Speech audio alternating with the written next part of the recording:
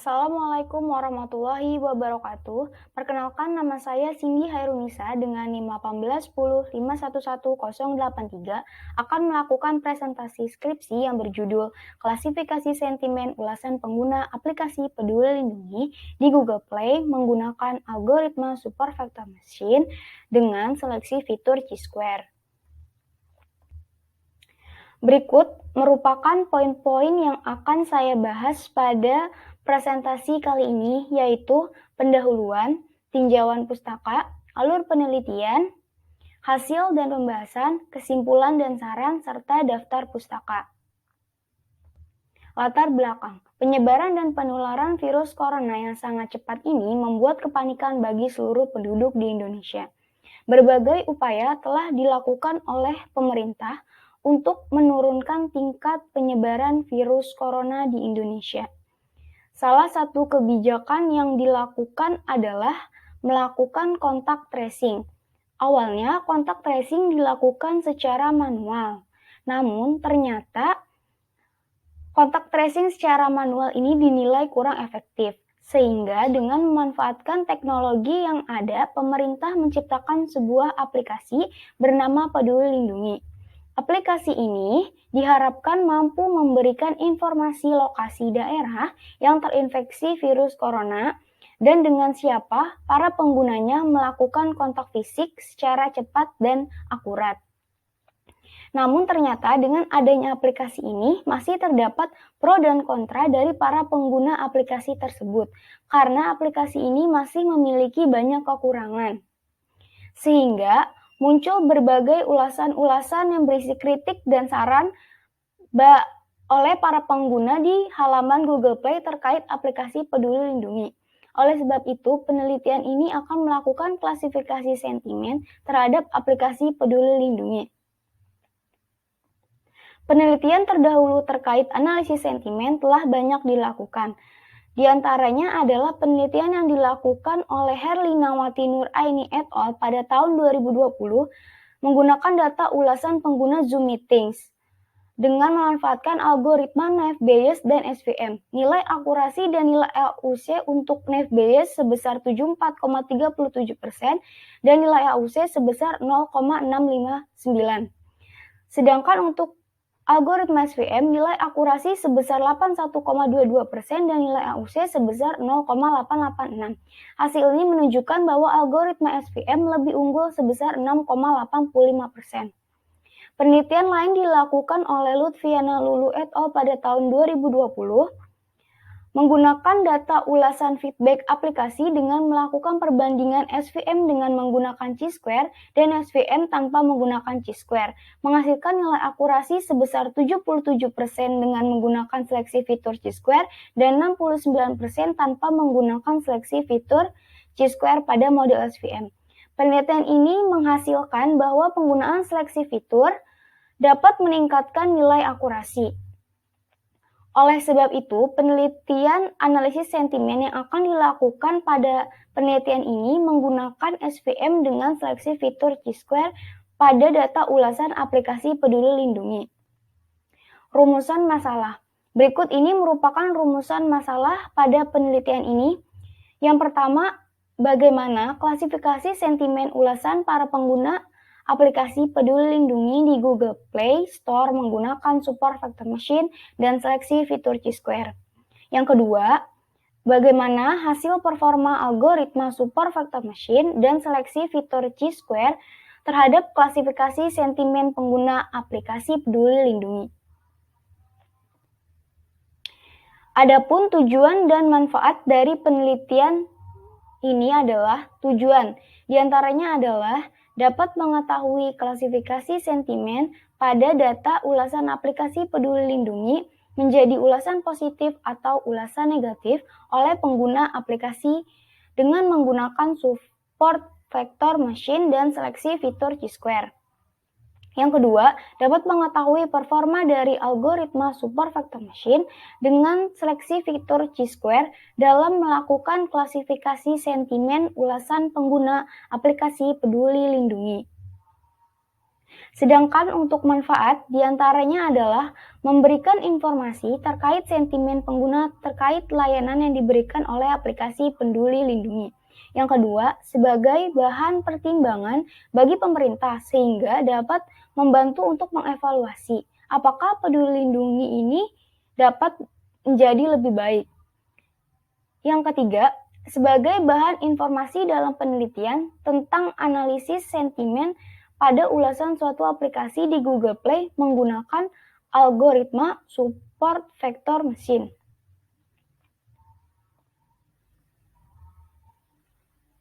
Ruang lingkup pada penelitian ini adalah diantaranya yang pertama, data menggunakan data ulasan pengguna aplikasi Peduli Lindungi di Google Play berbahasa Indonesia. Data yang digunakan berjumlah 1.000 data yang diambil secara acak dari bulan November 2021 hingga bulan April 2022. Label kelas yang digunakan hanya label positif dan negatif. Pembobotan kata menggunakan metode TF-IDF. Algoritma yang digunakan adalah support vector machine. Dan seleksi fitur yang akan digunakan adalah seleksi fitur Chi-square.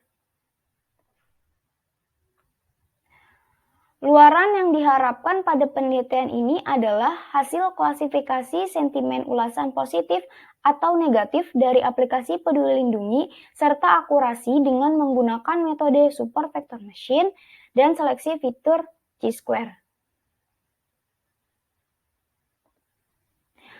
Selanjutnya penjelasan terkait analisis sentimen, text mining, dan Peduli Lindungi.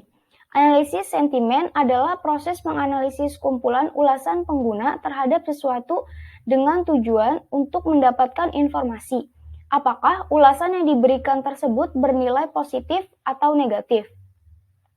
Peduli Lindungi adalah aplikasi yang dikembangkan untuk membantu pemerintah dalam melakukan pelacakan Indonesia yang bertujuan untuk menghentikan penyebaran virus COVID-19. Sedangkan text mining adalah proses bagian dari data mining yang bertujuan untuk melakukan ekstraksi sebuah informasi yang terdapat di dalam sebuah data teks yang terstruktur maupun tidak terstruktur.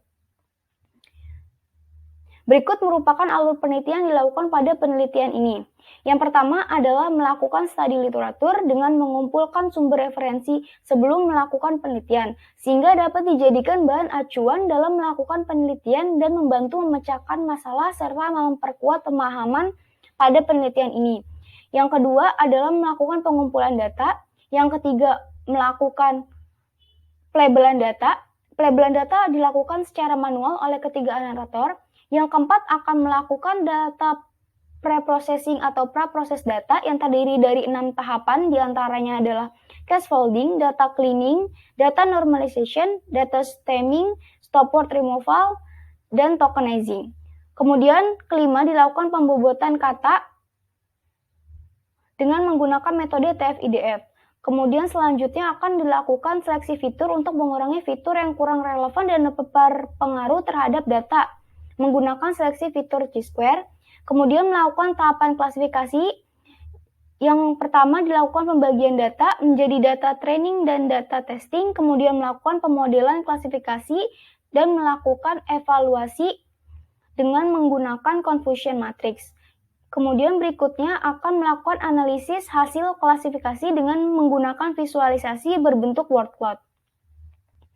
Berikut merupakan hasil dan pembahasan dari penelitian yang telah dilakukan. Data. Pengumpulan data awalnya dilakukan dengan melakukan scraping menggunakan library Google Play Scraper, kemudian pada situs aplikasi Peduli Lindungi yang digunakan untuk melakukan scraping yaitu .com Telkom Tracen Care, di mana itu merupakan ID dari Peduli Lindungi. Kemudian data yang dikumpulkan berjumlah 1.000 data. Data yang dikumpulkan merupakan data pada rentang waktu 2021 November hingga 2022 bulan April.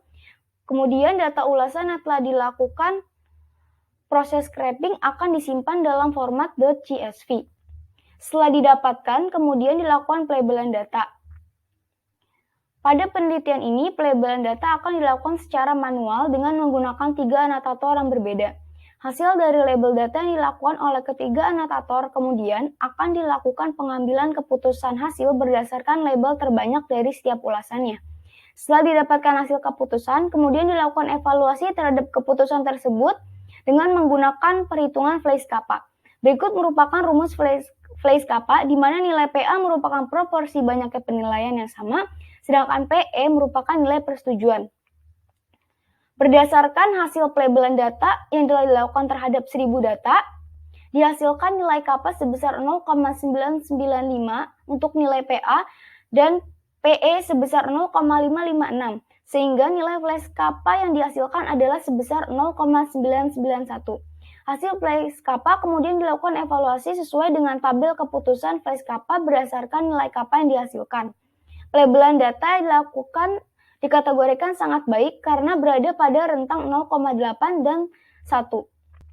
Setelah dilakukan pelabelan data, kemudian data dihitung besaran positif dan negatifnya. Data positif sebesar 446, data negatif sebesar 554.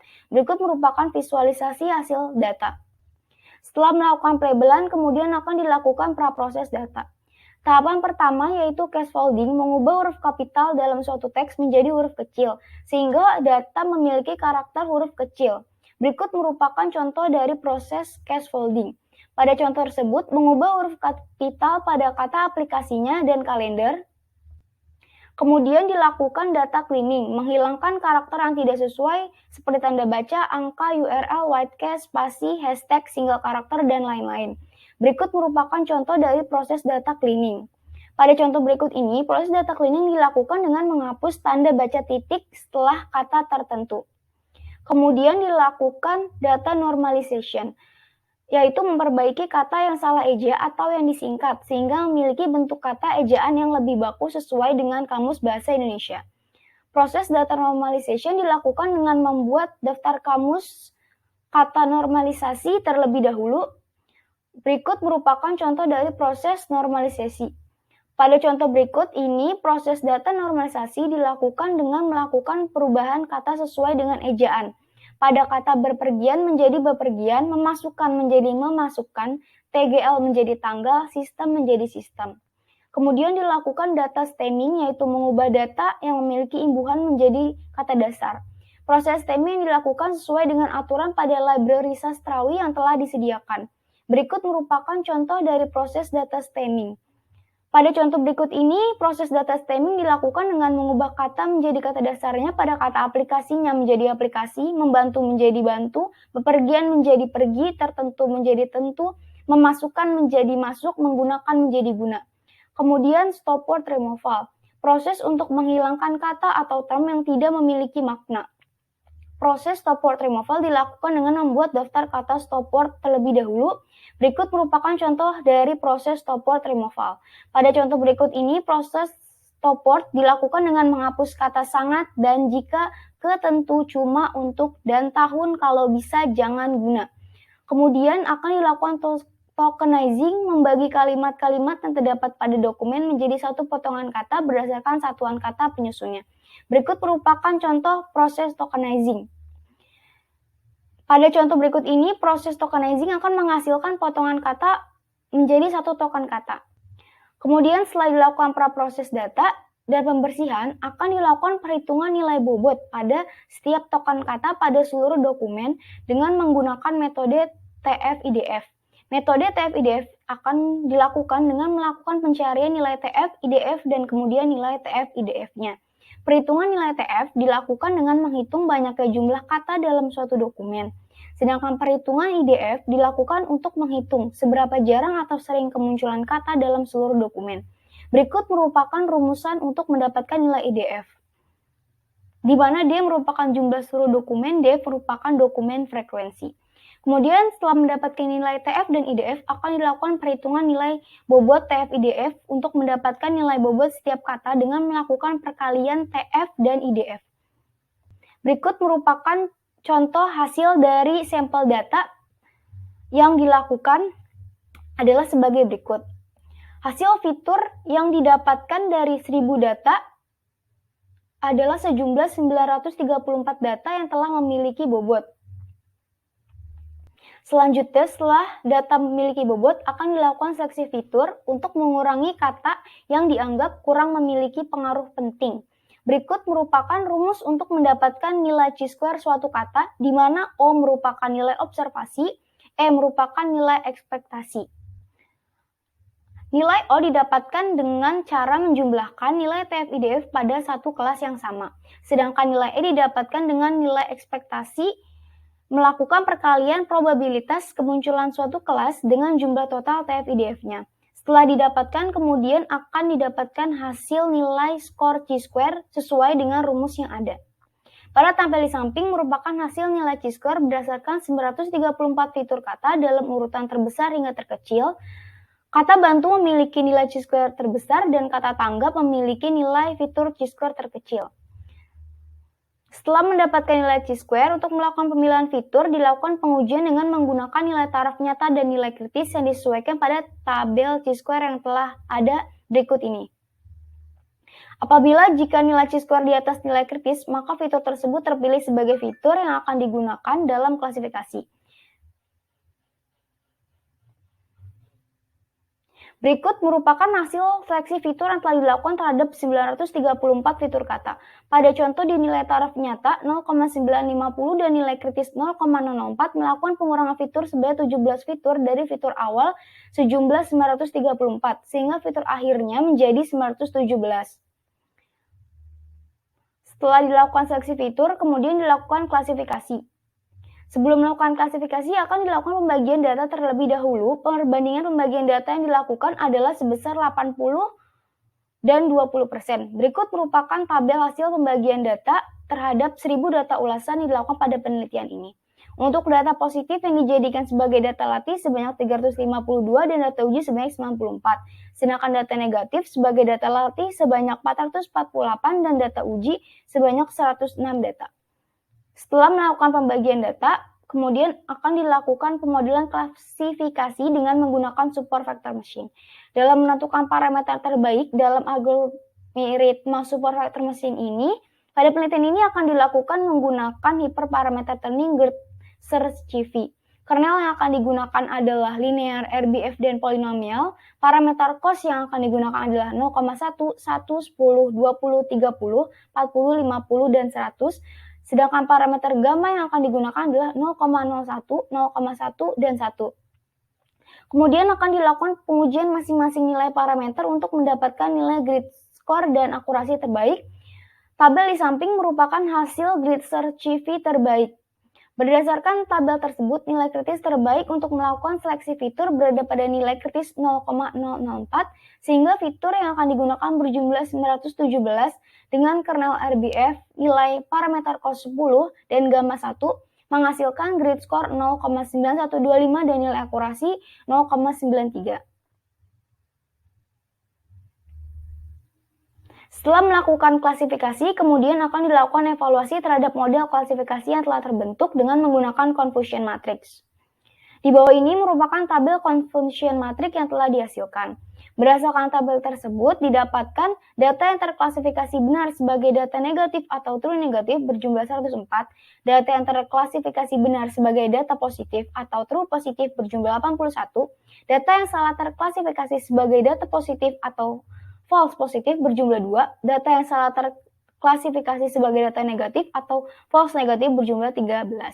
Kemudian evaluasi dilakukan dengan melakukan perhitungan nilai akurasi, recall, presisi, F1 score, dan specificity. Hasil yang didapatkan adalah akurasi sebesar 93%, recall sebesar 86%, precision sebesar 98,98%, dan F1 score yang sebesar 92%. Kemudian akan dilakukan analisis hasil klasifikasi dengan menggunakan word cloud. Berikut ini merupakan word cloud sentimen positif berdasarkan jumlah kata dari 1000 data ulasan. Pada sentimen positif, terlihat bahwa kata yang sering muncul adalah aplikasi, mudah, bantu, bagus, terima kasih, dan vaksin. Sehingga dapat disimpulkan bahwa aplikasi Peduli Lindungi cukup bagus dan membantu untuk melakukan vaksinasi. Berikut ini merupakan word cloud sentimen negatif berdasarkan jumlah kata dari 1000 data ulasan. Pada sentimen negatif, kata yang sering muncul adalah aplikasi, susah, cek sertifikat, vaksin, muncul, daftar, gagal masuk, sehingga dapat disimpulkan bahwa aplikasi Peduli Lindungi untuk melakukan cek sertifikat vaksin dan masuk ke dalam ruang publik susah dan memiliki kendala. Penutup. Yang pertama, kesimpulan. Kesimpulan dihasilkan dari penelitian yang telah dilakukan adalah data ulasan pengguna aplikasi Peduli Lindungi di Google Play pada November 2021 hingga April 2022 sebanyak 1.000 data dengan jumlah positif 446 dan negatif 554. Data tersebut yang dilakukan pelabelan secara manual dan akan dievaluasi dengan Flash Kappa. Data tersebut kemudian dilakukan perhitungan bobot dengan menggunakan TF-IDF dan dilakukan pemilihan fitur dengan melakukan seleksi fitur menggunakan Chi-square, kemudian dilakukan klasifikasi dengan pembagian data 80/20 menggunakan super vector machine. Yang kedua, hasil performa, hasil kinerja, dan akurasi yang dihasilkan dari penelitian yang telah dilakukan menggunakan super vector machine ini, serta seleksi fitur Chi-square didapatkan hasil performa yang baik, yaitu pada kernel ABF dengan nilai cos 1 dan gamma 10 dihasilkan nilai akurasi sebesar 93%, recall sebesar 86%, specificity sebesar 98%, precision sebesar 98%, dan F1 code sebesar 92%. Adapun saran yang akan diberikan berdasarkan penelitian yang telah dilakukan, yaitu melakukan penambahan data ulasan yang akan digunakan pada penelitian dan melibatkan seseorang yang lebih ahli terkait frasa kata dalam suatu sentimen pada tahap pelabelan data. Yang kedua, meningkatkan performa pada tahap pre-processing data, misalnya pada tahap normalisasi data, sehingga analisis data dapat menjadi lebih baik serta dapat meningkatkan nilai akurasi.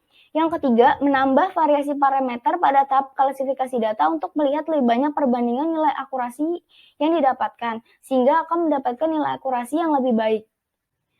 Berikut ini merupakan daftar pustaka yang dijadikan bahan referensi dan acuan pada penelitian yang telah saya lakukan.